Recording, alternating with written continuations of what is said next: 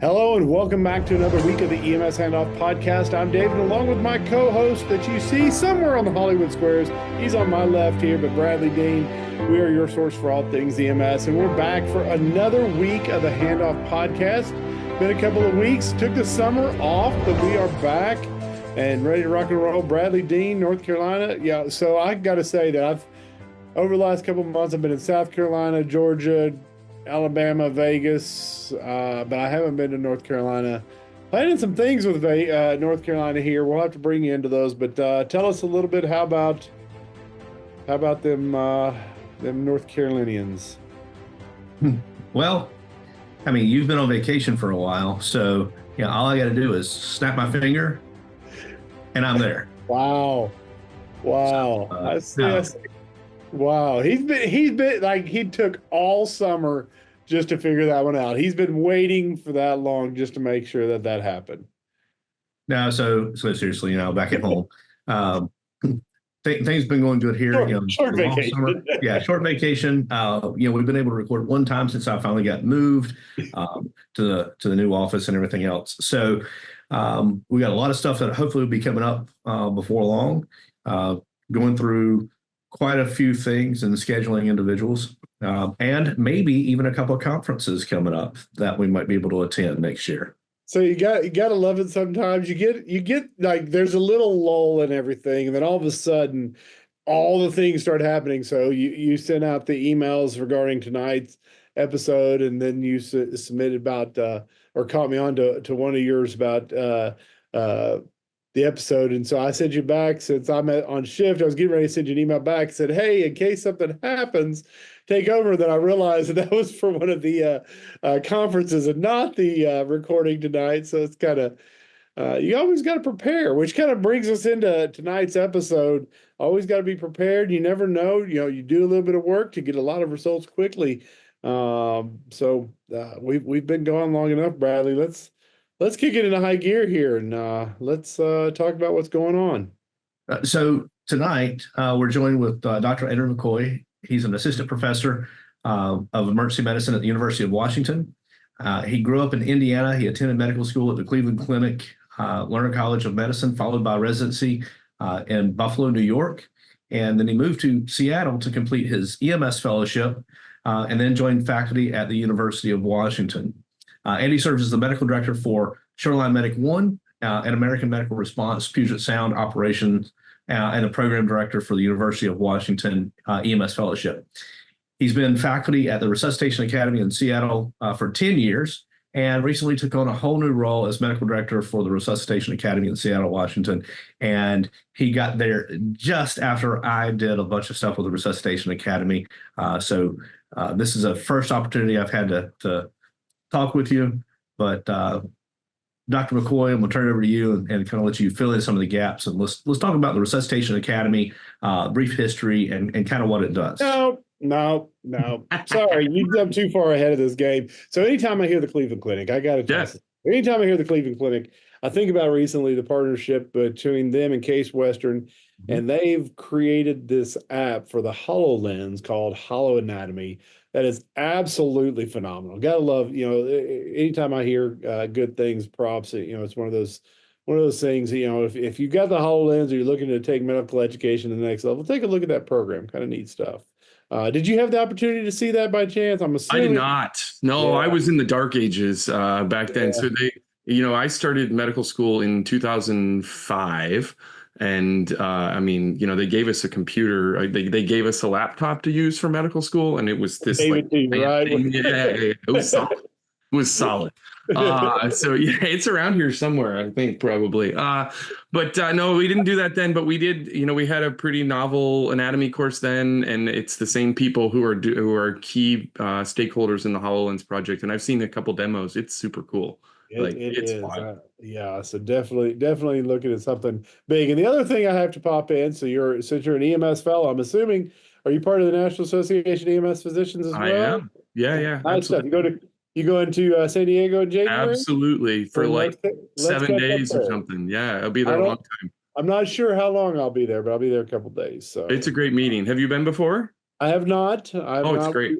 we're co-locating our, I believe our NAEMT board meeting there because we're partners with NAEMSB on some stuff. So we'll be out there and go to that. So definitely check that out. So now we get, since Bradley trying to skip through a couple chapters there, let's get back to the already scheduled programming that's in session. So go ahead, tell us about the Resuscitation Academy. Yeah, well, it's great to be on the show with you guys. I really appreciate the invite, and I saw it come across, and super excited to join and to share a little bit about what we're thinking and what we're doing. Little about me. So I grew up in Fort Wayne, Indiana, in the heart of the Midwest, and did undergrad at Michigan State, which was a wonderful Big Ten experience. Loved it, and then medical school, like we talked about, in Cleveland, which was, Cleveland Clinic's an amazing place, and it's a really small medical school, so we got to really, be a part of a lot of different things, and that I still find ways that impacts my my experience now, even 15 years later. So super cool time there. Really learned about EMS a little bit there in Cleveland, with Cleveland Clinic, with Cleveland EMS, with lots of different agencies that are around there. And then when I did residency in Buffalo, there's a really great EMS component to the experience there that sort of showed me that it could be a career for a doctor to be a medical director, which is super cool.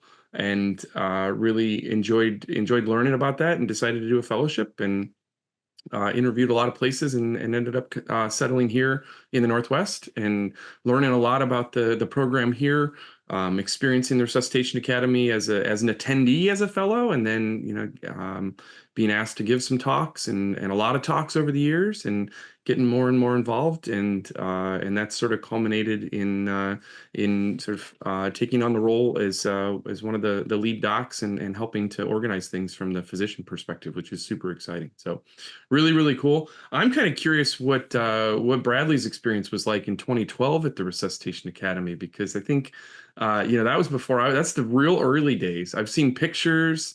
This thing started as an attempt to improve survival rates across Washington, right? And so we had a little bit of funding to bring in some of the neighboring counties, talk to them about what needs they have, how we could help them.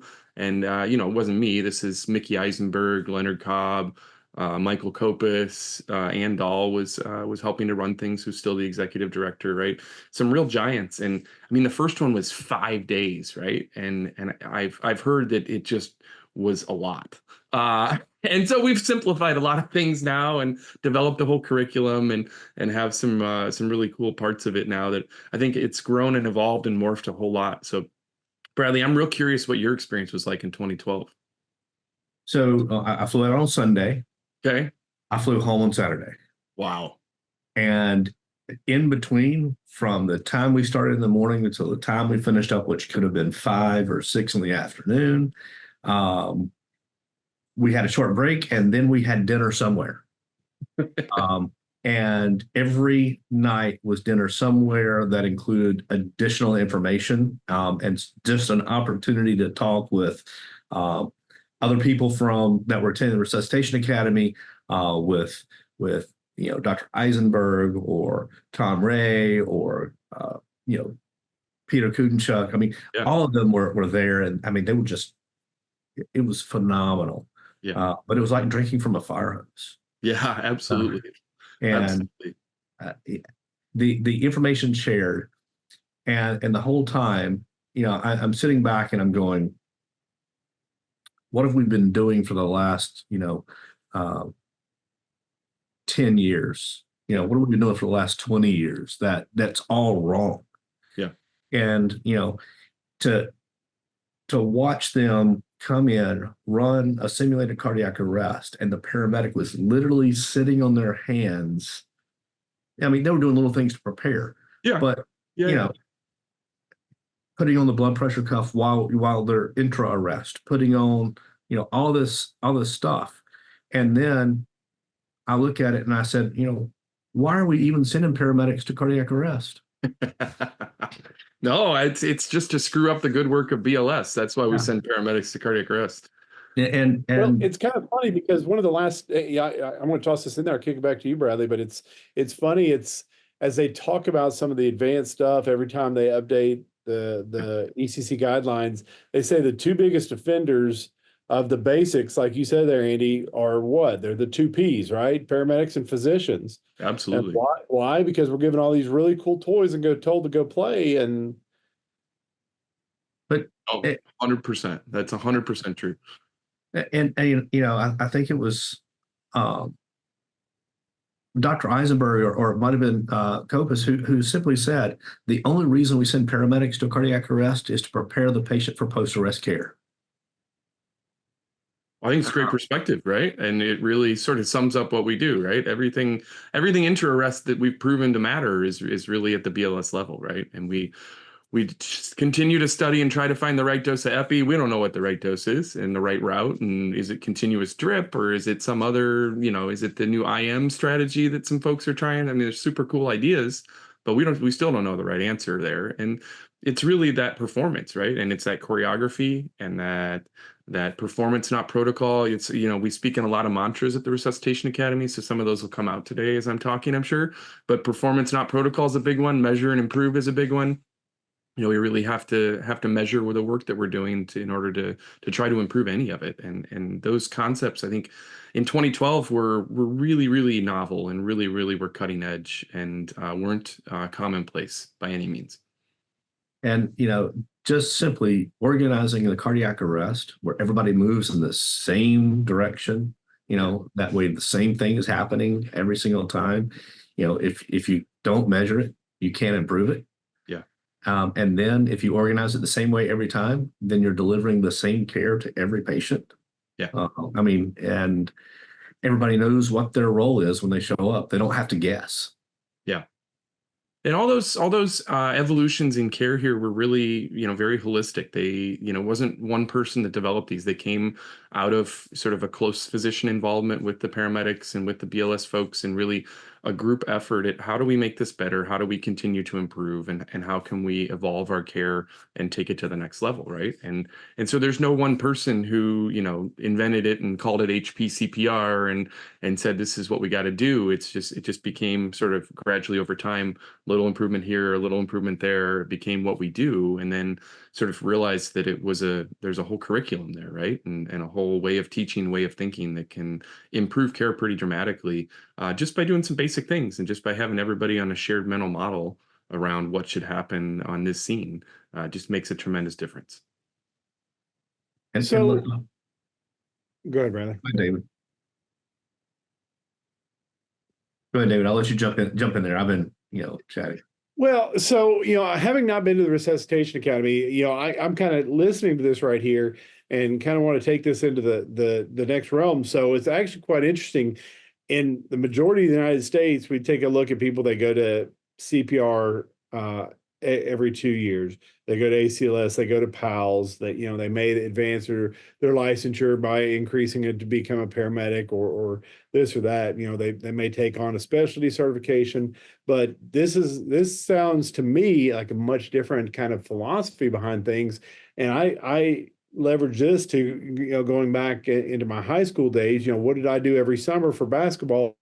We went to camps, right? And we went to a week-long basketball camp at Tennessee Tech, which is where I commonly went. But you take a look, when we're talking about where we are now as licensed individuals, as physicians, as paramedics, we are the MBA of the resuscitation care. And even those individuals still come together right before their season starts, as they start the practice, and they have an immersive practice in which all of them come, they all get together. And the main reason is so everybody can sync back up and be prepared from that off season, right? Am I thinking kind of right in that pathway for? Yeah. And so the Resuscitation Academy is kind of a few different things, right? So, part of it is a big view of the system of care for cardiac arrest and how do we improve the entire system, right? And so that's thinking about measuring what we do, measuring the current status, identifying opportunities for improvement. It's about being involved as an agency in your dispatch center and in your telecommunicators, making sure they're doing, high quality telecommunicator CPR and getting instructions delivered to callers who need to do CPR on the patient that they're calling about. It's about all the other things that go into a system of care for cardiac arrest, and then we do a little bit of CPR teaching, right? That's really a minor part of it. It's not necessarily a replacement for ACLS. It's how do you teach the dance of a successful resuscitation? How do you set it up so that everybody on scene knows exactly what they're doing next, exactly what their next move is, and exactly what that choreography should be. And you start with two, right? Because it's often two people who are the first on scene, and then you add somebody, or add a couple people, or add four people, depending on your system and where you are and what resources you have. And so how does the dance change, and how do you go from a partner dance to a square dance, right? And how do you sort of evolve and change over time as the resuscitation grows and the team grows and the team changes? And then when ALS gets there, right, how do you make sure they don't screw it up by trying to do too many ALS things that interrupt good CPR, good ventilations, and sort of short pauses, good shocks, all those things that we know make a difference, and don't we don't want to ruin those, right? So how do you adapt the dance to include those people as well, and those providers, and really continue to perform at a high level so the patient has the best chance at going home alive? It's kind of funny you mentioned it like that, because so if you're not familiar, a friend of mine is on the social media realm. His nickname on there is the EMS Avenger, and he was talking about this very thing today. He was talking about, because he had a picture of a few different devices of a patient in cardiac arrest. He's like, there's either little evidence, no evidence, or actually contradictory evidence to some of this stuff. He goes, the two basic things is good, high quality CPR and defibrillation. We know those work, none of the rest of the stuff. And, I sat in one day on a friend of mine's introduction to CPR, and he was talking about the efficacy of CPR. He's like, if you just talk about this much time, like he'd gotten into all of this evidence. He's like, this much time decreases that chance of survival by this. And Yep. so that takes into key. And I remember when before I took the job that I have now, and I was into CPR classes, I spent a lot of time at dental offices, and like, well, how quickly should we stop CPR? I'm like, dude, don't. I said, I'll integrate my team with you. You'll hear me giving you instructions until it's time. I said, keep going, because the minute you stop, we have to catch up so far. And that's what this sounds like. So I want to get into some of the data that you guys look at. Well, first, what kind of dental care are they doing in Tennessee that they're, doing CPR on you guys? That's a whole different level of dentistry.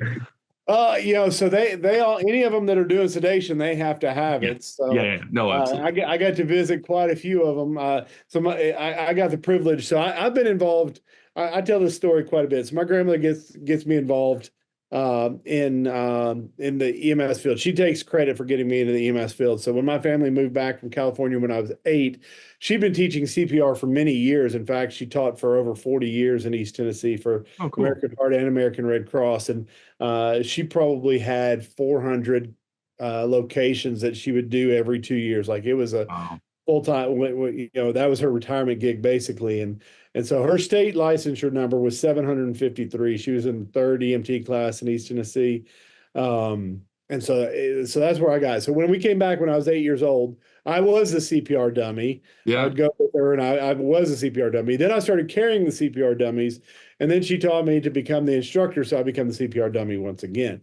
I go to all these places, and they were like, hey, what did we do? I'm like, don't quit until we're, when my EMS or my fire team show up, we're going to take over, but not until you get to a certain point, and we'll give you those directions. And that to me was probably the biggest thing. So Yeah, absolutely.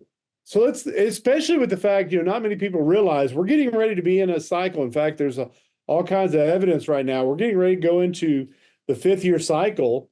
So everything may change again. Now, I think we've kind of commandeered a set of numbers for the last few years, but Resuscitation Academy, what kind of data do you look like to support your all's evidence? So maybe that could translate to a service or a region or medical director that's out here over a couple agencies that could tie to the way they do CPR in the field. Yeah, so we spend a lot of time talking about the data behind what we do and encouraging agencies to collect as much data as they can, right? And if your agency's not collecting data when you start, it doesn't mean that you got to go from 0 to 100. It means that you pick a manageable project and a manageable chunk and you take that on, right? And maybe you look at all your VF cases and see what your CPR fraction is, right? And where are the training opportunities there, right? Are we taking a long time to charge the defib after we stop CPR? Well, let's fix that, right? There's some things that you can do that are really, really simple. And then it can get as complex as kind of the local operations here that we have audio recordings of all of our cardiac arrests, and we have staff that go back and annotate those cardiac arrest calls and provide feedback to the crews, both ALS and BLS, about opportunities for improvement. Work with the physician leadership like myself to really dial in our care and understand issues where there's challenging patients or challenging rhythms or challenging situations, and really work to improve the care of the individual provider and then the care of the system as a whole. And so we kind of teach the whole spectrum of those things and help agencies find what the right mix is for their current status, their available resources, their near-term opportunities and goals, and really help them to achieve success for their system in wherever they come from.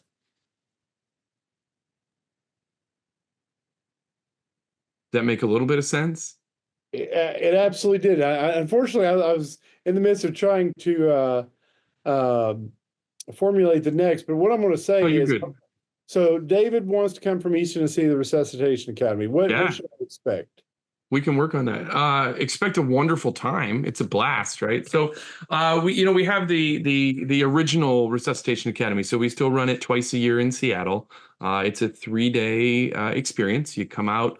The first 2 days are heavy didactic material. The third day, we sort of split up into sort of different groups: CPR trainers, the telecommunicators, some of the other sort of specialties within the groups that come to our academies. And then sort of you get that special training, whether it's train the trainer for high performance CPR, or it's how do you really dive into dispatch quality assurance and quality improvement, and making sure that sort of the whole idea of no go, where if you're not breathing normal and not alert, not awake, you get CPR instructions delivered. So these are the different tracks on day 3. But it's this whole experience, and it's just what Bradley was talking about, right? It's the curriculum's great, the talks are wonderful, especially the time that I get to spend talking up there. It's life-changing for you, David. You would just love it. But what really happens is you get to hear from, we bring back some programs that have come before and have had success, and they talk about their journey.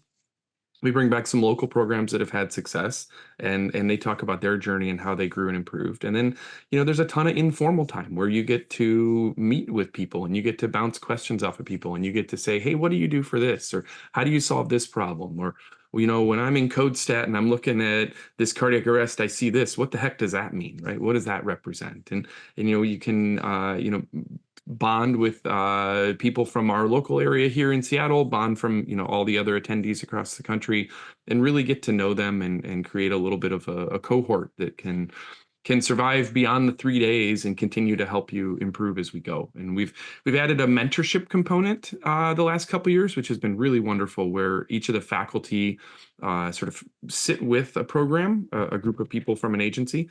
And then we meet with them periodically over the next year to really help them hone their projects, help them hone their improvement, provide them with any resources that they might need, whether it's training materials or connections or somebody to talk to who's solved this kind of challenge. Just kind of keep them plugged in, keep them supported, and help them continue to improve once they go back to their community. So really a lot of fun. We want you, if you come, we want you to go home and do a project, right? And to try to improve your system. And often that starts with collecting data, right? Because that's where you can identify these opportunities. And so lots of folks go back and, work to improve their telecommunicator CPR, or work to roll out high performance CPR, or, try to knock off one of these sort of measurable and attainable goals.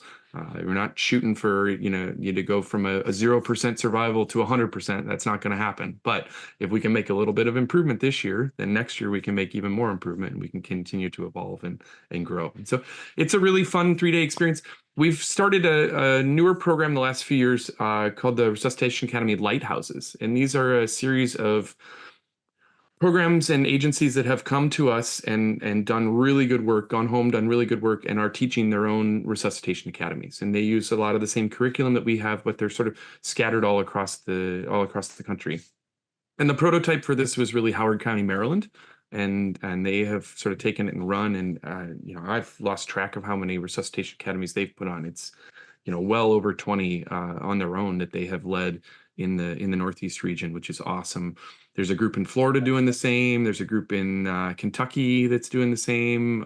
Best EMS in Texas is another one.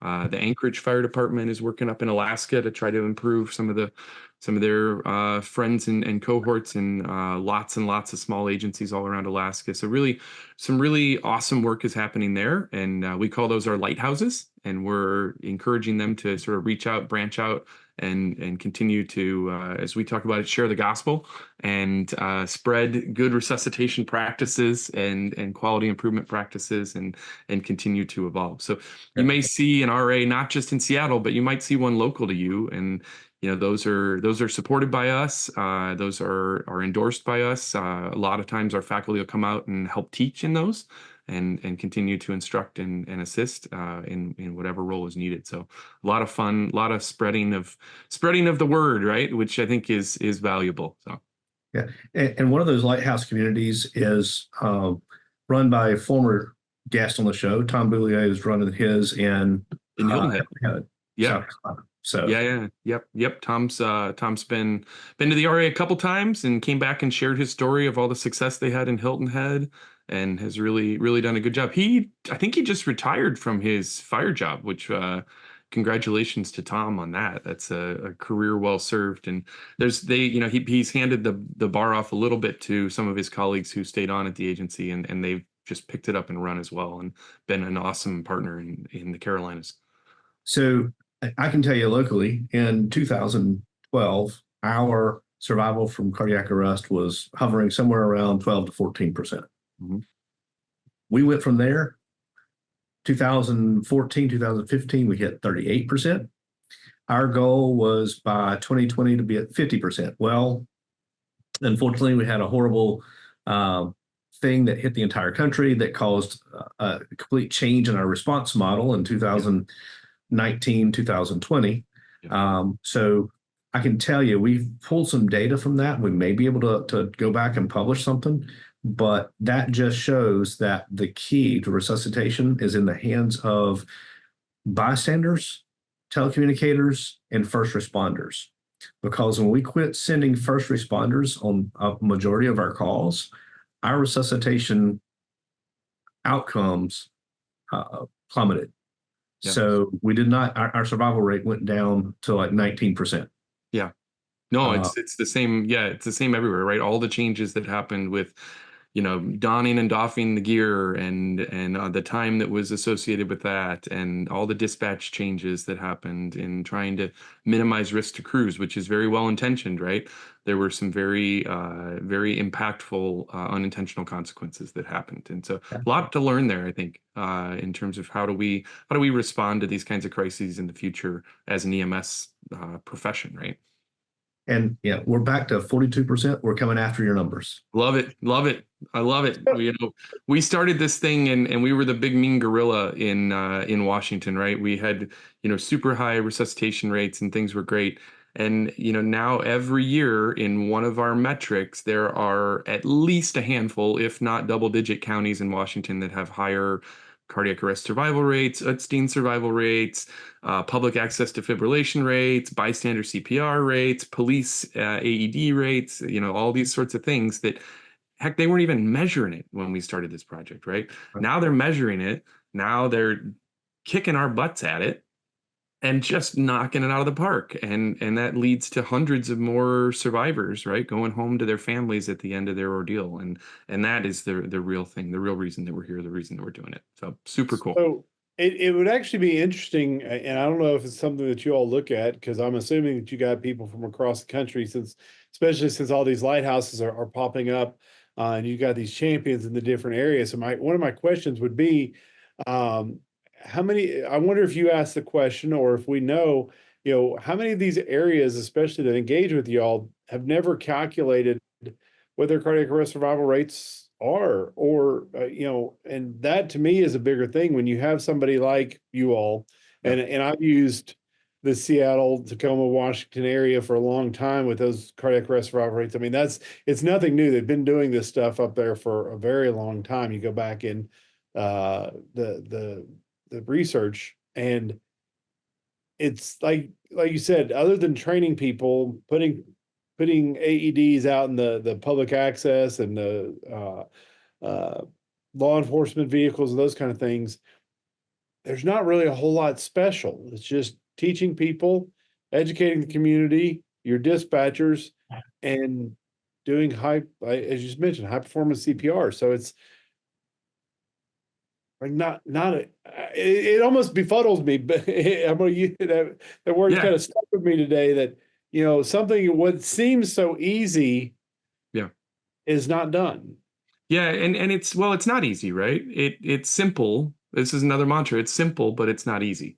And so how do you effectively change culture, right? Anytime we change things within our fire EMS world, we're really shifting culture, we're changing culture.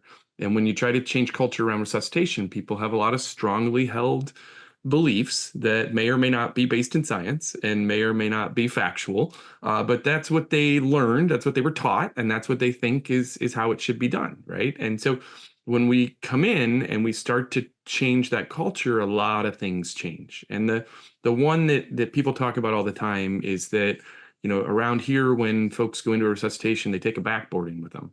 And now it's a mega mover because we're trying to phase backboards out. But now it's a mega mover. They take a mega mover in with them because they're planning on taking a patient out, right? And so that when that cultural shift starts to happen in your agency, and we've heard this story time after time, where agencies come and they as a paramedic, they show up on scene, they expect that patient is getting CPR, they're going to be dead, and they come and they do some work with us and they implement some of these simple changes that aren't easy, but they're relatively straightforward. And we help you with the cultural change part, and motivating your workforce to try to do something a little bit different, and try to improve their care. And then over time, over a year, over 2 years, over 3 years, you see a few survivors, you have a reunion event where you get to meet with somebody that you did CPR on who's now back to work and back with their wife and their kids. And those things make a difference. And those things change the culture. And those things really impact the individual provider in a way that you just can't get out of a PowerPoint in a half-hour class, right? It just doesn't work that way. And so the proof is in the pudding. And when these systems change and they come back and say, yeah, now we're taking our mega mover in and we're expecting a survivor to come out of that house, and that's the change we've seen in our community. That's super cool, and that's exciting. That's what gets me out of bed in the morning and excited to do this kind of work. So I like that conversation. So a lot of the stuff we're having in our area is finally adopting the manage the cardiac arrest on scene until you get ROSC, and then facilitating the move with that patient. And this is actually where I'm going to shout out to another group, and I actually met this group at NAEM or at the EMS World last week, Butler County EMS. I'm going to have to make sure and shout out to them because they did a lot of conversations with our former director, because he was a big social media guy, and talking about cardiac arrest management. And he's like, all these people that are going to Lucas or Zoll Auto Pulse devices. And he's like, we have them. And he goes, we only utilize them once we get ROSC and we put them in the back of the ambulance. We put it on them in the event that they go into cardiac arrest rhythm again, and while we're moving. And I love that idea. So give me your thoughts about when we should be moving patients, utilizing those external devices such as a Zoll or Autopole or a Lucas device, and that transition. Yeah, no, it's a great question. And, this has been studied over and over again, right?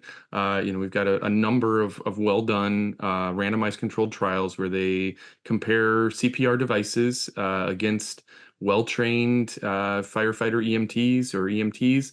And, the devices don't do better CPR than the EMTs in general. Now, there are situations where that's blown out of the water, right? You got two providers and that's all you're going to get, and you're in a rural area somewhere. right? That's a whole different ballgame, right? And you're going down a set of stairs and trying to do CPR on a patient to get them out for whatever reason. That's a whole different ballgame. And I think the back of the rig is one of those situations, right?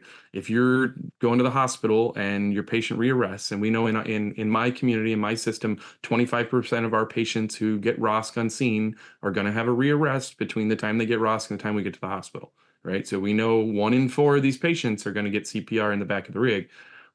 Holding on to that handle up high and doing one-arm CPR is not in your patient's best interest, right? And so if those devices are close to as good firefighter CPR on scene, right? Let's use them in the situations where they're appropriate, and let's not use them where we have proven that regular CPR with a crew of providers who are fresh, who aren't tired, who aren't sort of timing out on their physical ability to do high quality, high performance CPR.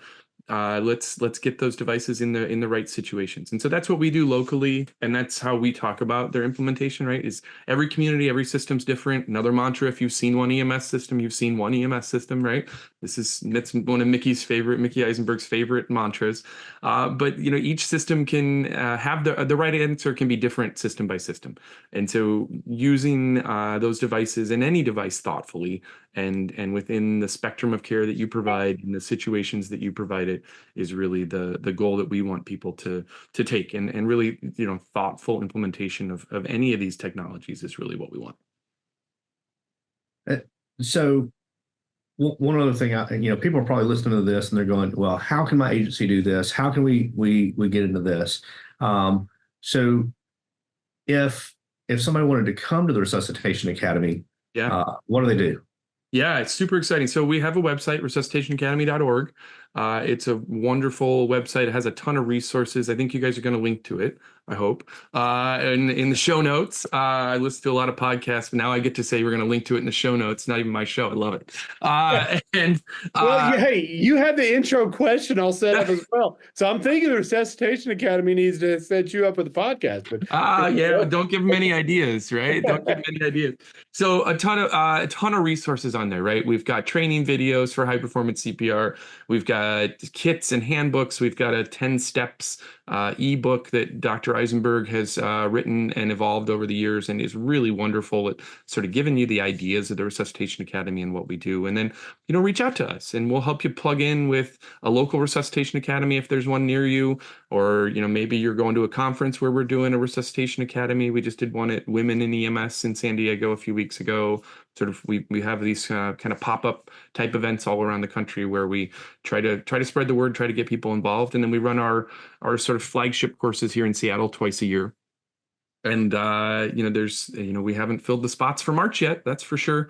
And we're always looking for the right communities who are at the right place to make change in their agency to come on out and get involved. And so a lot of things are sort of happening. And the fun part for me is it's a real time of change in the Resuscitation Academy. We're really trying to grow and evolve and develop. And some of this is a kind of an opportunity that came about. So I don't know. There's a congressman from Kentucky whose wife had a cardiac arrest a couple years ago, Andy Barr. Yeah.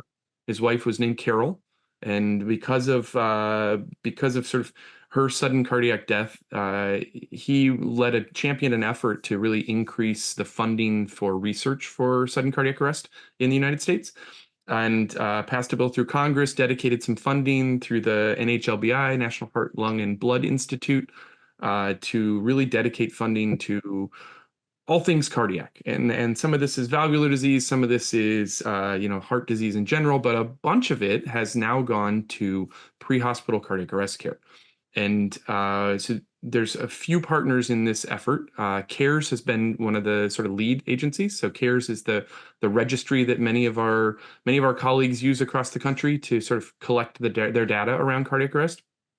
And CARES now has a significant amount of funding that will allow them to really dive into improving their data set, but also filling in all these holes on the map that aren't able to sort of afford the current fee for CARES, and plug those agencies in, get them enrolling data in CARES so that we can really get an even better picture of where we're going.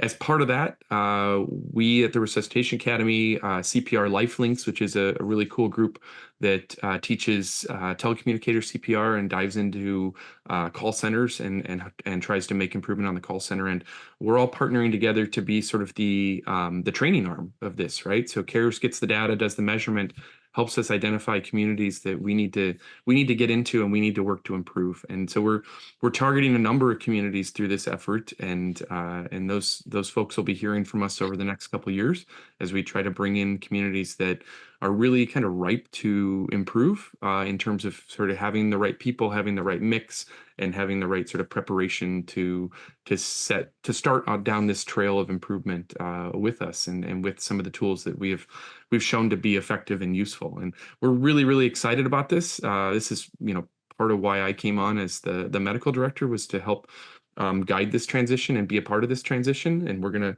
hire a training director soon. This will be somebody whose job it is to really implement this training and evolve our training to take the next step and grow and scale. And then continue to grow the Lighthouse projects across the country, so that there is a local resource wherever you are, and maybe it's not 5 minutes away, but within a couple hours there's an agency who's really got some expertise in this improvement. And how do you work within the local system? How do you work within the state regulations or the state protocols, or how do we continue to evolve care in your area? And the Lighthouses are really our champions there, and those folks have just been amazing partners in all of this. And so working with CARES and Brian McNally and the folks at Emory, they've been great partners. The CPR Lifelinks folks are wonderful. Going to be the sort of telecommunicator arm of improvement here. And then, we're working with all the agencies that we can get a hold of and get into RAs to really drive improvement and drive this way of thinking and way of approaching cardiac arrest that we think is exciting and leads to more people going home to their family. It's a super cool time for us. So if you were to have to say three things, or let me change the way that I'm going to say that.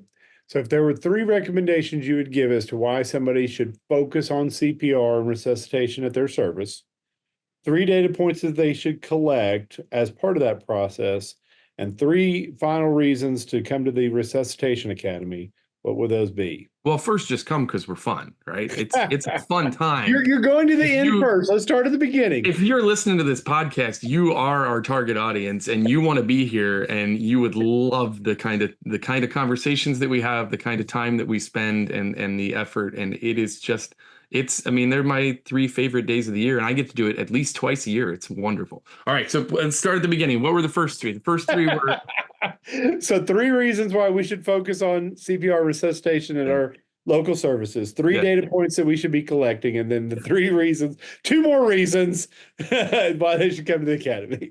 So, I think the reasons we focus on cardiac arrest is a system that does a good job with a cardiac arrest is probably doing a whole bunch of things right. And everything has to go right. It takes a system to save a victim. We're back to the mantras, right? And so everything in your system has to function right in order for you to have a good, successful outcome at a cardiac arrest reliably.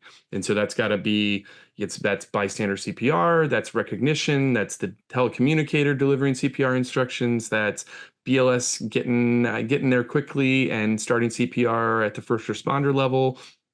That's ALS getting there and not screwing things up. That's having a successful transport. That's good care in the hospital, right? We're not even talking about the hospital side of things. That's a whole nother world.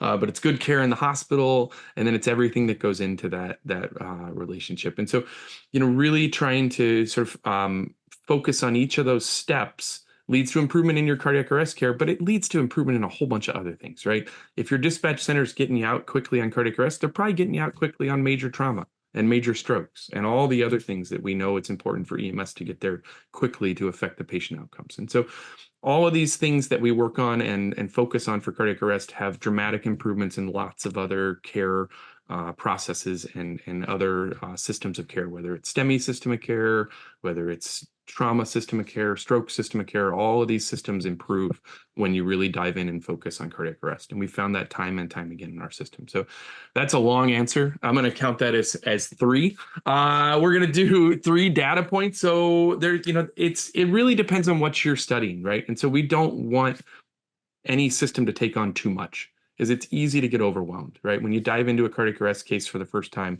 it's so easy to get overwhelmed and just say, whoo, man, I don't even know where to go. So we really encourage systems to pick a few things that are going to matter to them, that are important to them, that they're able to measure, right? And using CARES, it's a really great tool. You can put in some pretty basic data and get a whole bunch of information out. Increasingly, the EPCR vendors are really really melding well with CARES, and there's some data flows there that are going to get even better over the next couple of years, and you'll get some really meaningful reports without having to put a lot of time and effort into it, and those will really help you find what is the right metric for your system, for your community.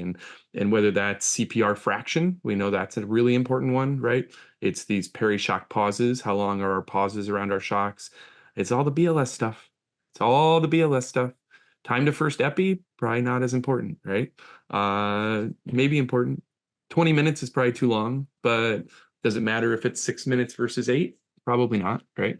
And so, but it does matter if your CPR pause is 25 seconds, right? That's not a good thing for your patient. That's not going to work out well.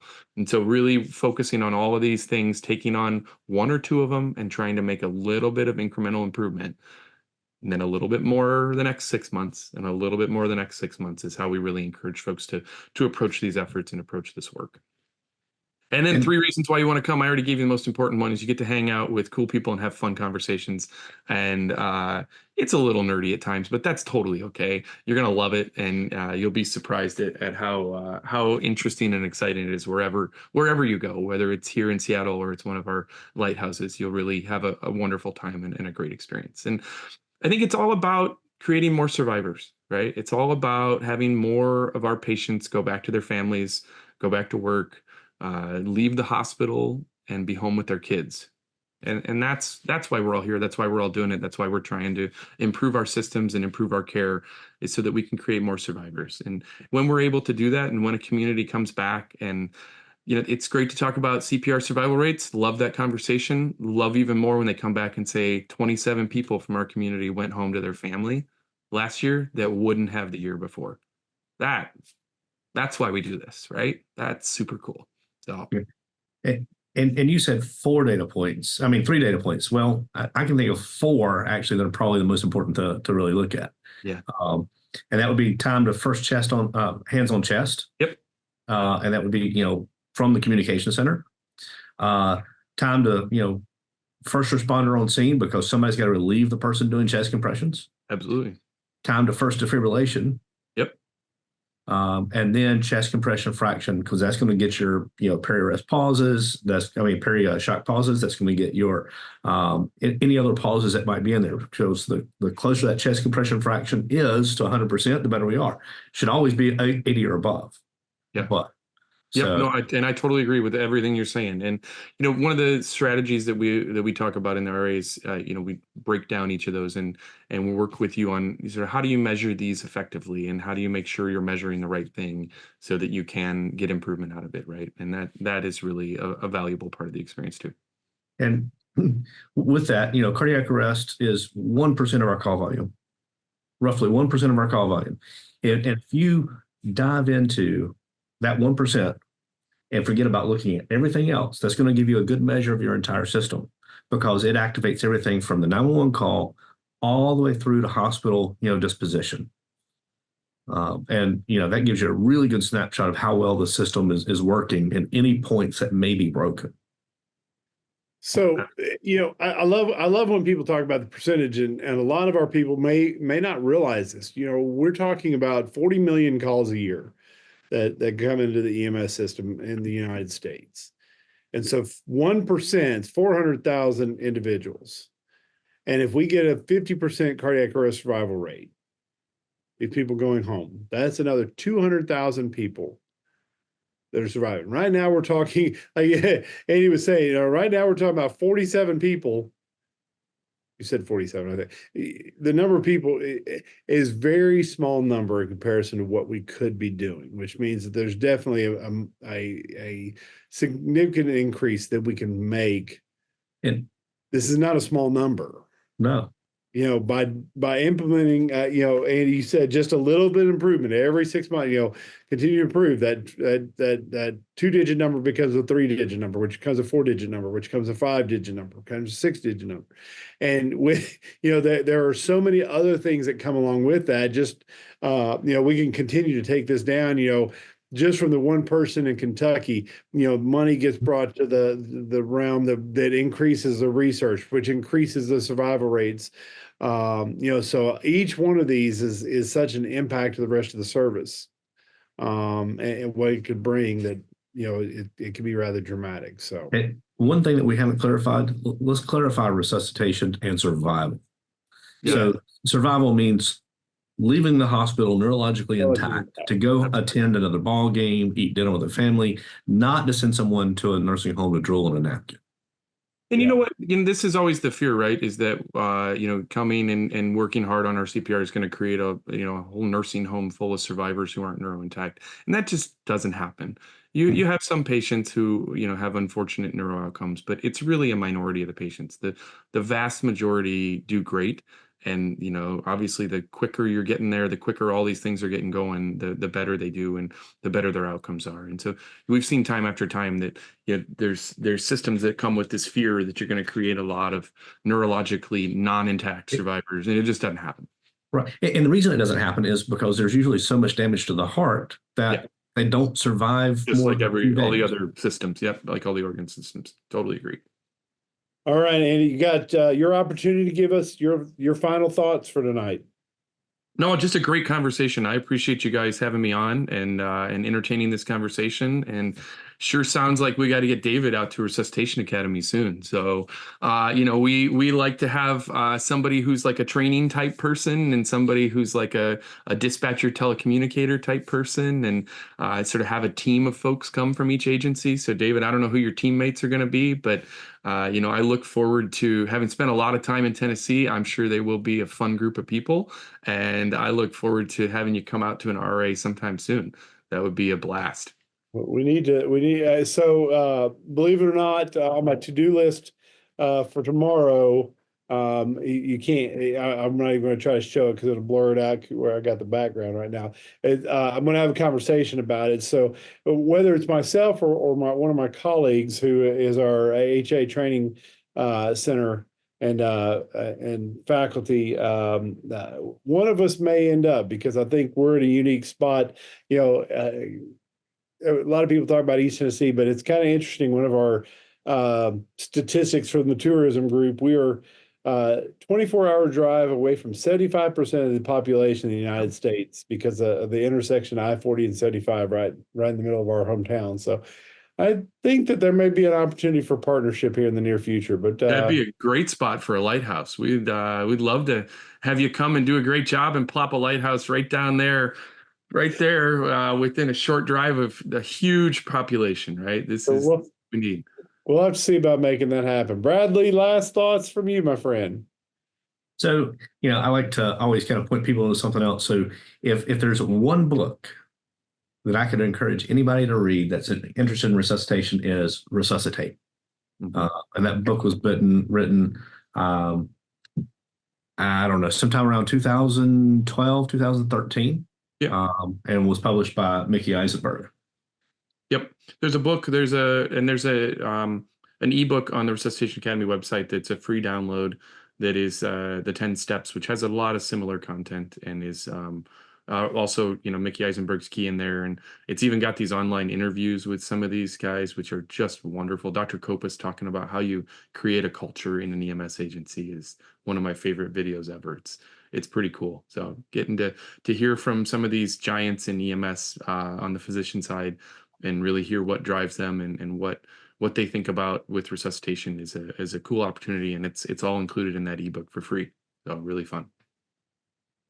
Well, it's kind of interesting,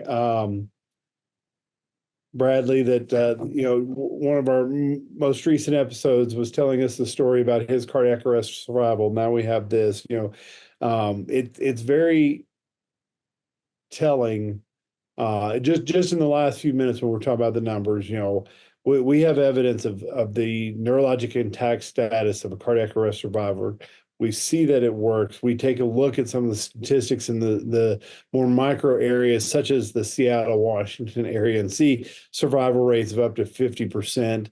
And this is no small number when we're talking about nationally. Resuscitation efforts in 1% of the patients nationwide. That's 400,000 people. If we can get a cardiac arrest survival of just 25%, that's another 100,000 people that are able to go home and be a husband or a wife or son or a daughter or mother or father. There's so many things, like Andy said, go to a ball, or Brad said, go to a ball game, have dinner, hug one more time. And then the parts that go along with that from the other area, trauma care, stroke care, STEMI, the areas are boundless. And as we're talking about treatment in place, transport to alternate destinations, EMS is a true standalone healthcare entity on its own.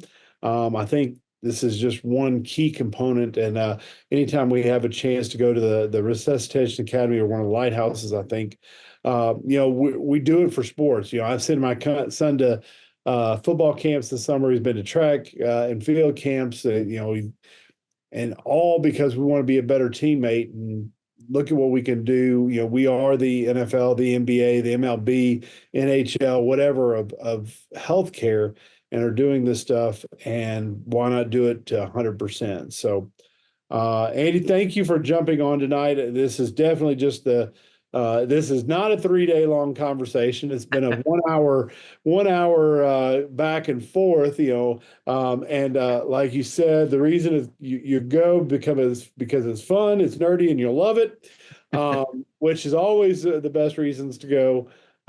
So we'll definitely link all this in the show notes so you can go take a look. But again, thank you for coming this evening. Thank you for having me. I really appreciate it. And good luck the rest of your shift here, David. I know you got a whole night, and I think Bradley's going on shift too. So good luck, fellas. Yeah, at least we're not in the same area, because that's going to be bad for everybody. But all right. So for all of our listeners, thank you for taking an opportunity to listen. We always look forward to recording these episodes, but without your feedback, we don't know what you're thinking. So please make sure to reach out to one of us. Subscribe, rate, and review on the GEMS platform. We always want to thank our partner, the Journal of Emergency Medical Services. By the way, Bradley, forgot to tell you, Jeff Frankel and I got a chance to meet up from GEMS editor who publishes these for us. He loves these episodes and looks forward to these. Got to meet up with him in Vegas 2 weeks ago for EMS World. A lot of good conversations. So make sure to go rate and subscribe, rate, and review on the GEMS platform. And also take a look at us. Bradley, always your email address? Bradley.dean@handoffmedia.com. And I'm David Blevins at Handoff Media. So until next week, remember the value of your EMS handoff.